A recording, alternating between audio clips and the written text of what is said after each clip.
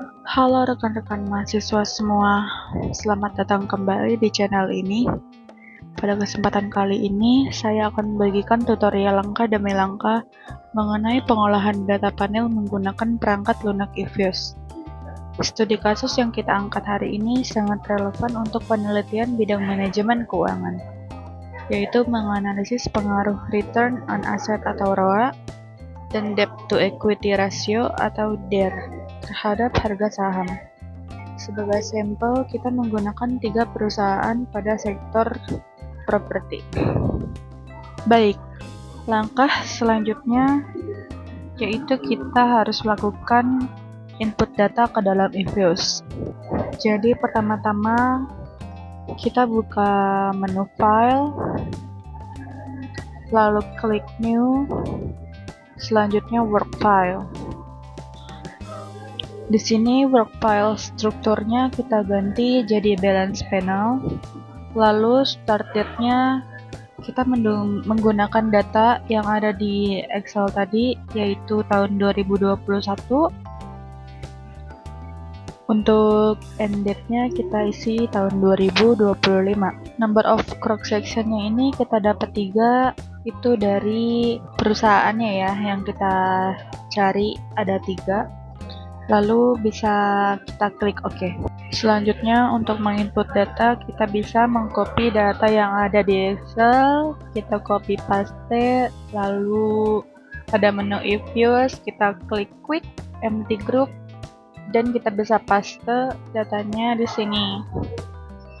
Kita bisa scroll dulu ke bawah, lalu SCR 123 ini kita bisa ganti berdasarkan nama yang ada pada Excel kita, yaitu saham, ROA, serta DER.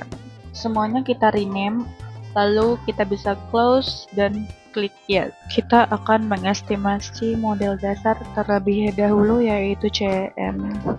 Kita bisa klik quick, lalu estimate equation. Kita klik saham, konstanta C, ROA, dan DER. Kita bisa langsung klik OK. Dan ini adalah tampilan hasil estimasi dari Common Effect Model.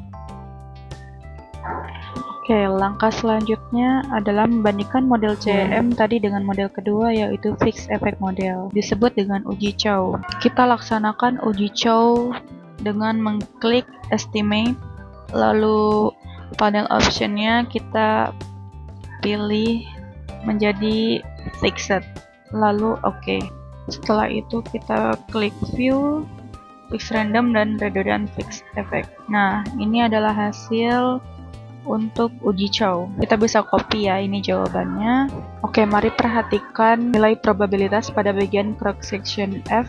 Berdasarkan kaidah pengambilan keputusan, nilai ini lebih kecil dari tingkat signifikan alfa, yaitu 0,05, maka hipotesis 0 ditolak. Kesimpulannya untuk saat ini, Fixed Effect Model lebih layak digunakan dibandingkan Common Effect Model. Karena Fixed Effect Model terpilih pada tahap sebelumnya, kini kita harus mengujinya kembali melawan Random Effect Model melalui uji Hausman. Seperti sebelumnya, kita ubah dahulu Estimate menjadi Random Effect, klik Estimate, panel option, lalu ubah cross section menjadi random, lalu klik OK. Lalu bisa kita jalankan uji Hausman dengan mengklik View, Fix atau Random Effect Testing, dan pilih Correlation Random Effect Hausman Test. Rekan-rekan bisa melihat hasil nilai probabilitas cross section random di layar. Mengacu pada dasar pengambilan keputusan uji Hausman, apabila nilai probabilitas kurang dari 0,05, maka model fixed effect yang diterima. Hasil pengujian kita menunjukkan nilai bawah 0,05, sehingga secara akademis dapat kita simpulkan bahwa model terbaik dan final yang akan kita gunakan untuk analisis selanjutnya adalah fixed effect model. Sebelum kita lanjut ke tahap berikutnya, mari kita kembali pengaturan estimasi kita ke Fixed Effect Model. Oke, selanjutnya yaitu kita akan menguji normalitas, yakni pengujian uji asumsi klasik. Mengingat kita menggunakan metode panel dan model yang terpilih adalah Fixed Effect, Para ahli ekonometra menyarankan agar kita fokus pada uji normalitas dan uji multikolinearitas. Untuk melaksanakan uji normalitas nilai residual, silakan klik View, Residual Diagnostic, dan pilih histogram. Normality test.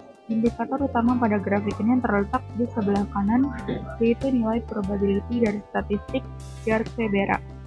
Syarat sebuah data dikatakan terdistribusi normal adalah jika probabilitas lebih besar dari 0,05. Dan seperti yang tampak di layar, nilai probabilitas kita memenuhi syarat tersebut. Artinya, asumsi normalitas dalam penelitian ini telah terpenuhi. Oke, selanjutnya kita harus memastikan tidak ada korelasi yang kuat antar variabel independen yang kita gunakan melalui uji multikolinearitas. Caranya, klik menu Quick, Group Statistik, lalu pilih Correlation. Pada kolom yang tersedia itu, ketikkan hanya variabel independennya saja, yaitu ROA, stasi, DER. Output matriks korelasi ini menunjukkan hubungan antara ROA dan DER. Ketentuan umumnya adalah nilai korelasi antar variabel independen tidak boleh melebihi ambang batas 0,8 atau 0,9.